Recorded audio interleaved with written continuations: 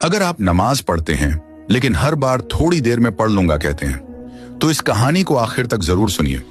एक आदमी था, रफीक मियां। हर नमाज के वक्त अजन सुनता था, लेकिन हर बार कहता, थोड़ी देर में पढ़ लूंगा, अभी थकान है, जरा चाय पी लूं, फिर नमाज पढ़ूंगा। वो सोचता था, अल्लाह गफूर और रहीम है, माफ कर देगा, मगर सुस्ती उसकी आदत बन गई। कभी जोहर छोड़ देता, कभी असर कजा हो जाती, कभी ईशा में सिर्फ फर्ज पढ़कर भाग जाता। लोग समझाते, लेकिन वो हंसकर टाल देता। एक दिन अचानक उसे हार्ट अटैक हुआ और मौत आ गई। गांव वालों ने जनाजा पढ़ा, दफन किया और सब बोले, बेचारा नेक था, नमाजी था। मगर दूसरी ही रात उसकी कब्र से अजीब आवाजें आने लगी, जैसे कोई जानवर गुर्रा रहा हो और कोई इंसान तड़प रहा हो। इमाम साहब और कुछ लोग कब्रिस्तान पहुंचे।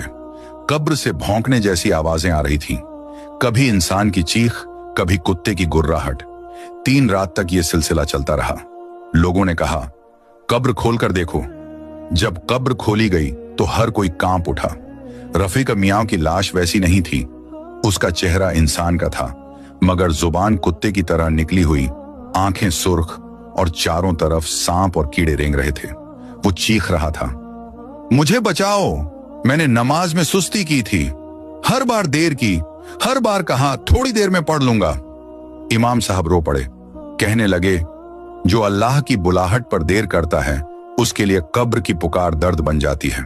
सबक, मॉरल, सुस्ती नमाज को मार देती है। जो अजान सुनकर उठता नहीं, उसकी रूह कब्र में चैन नहीं पाती।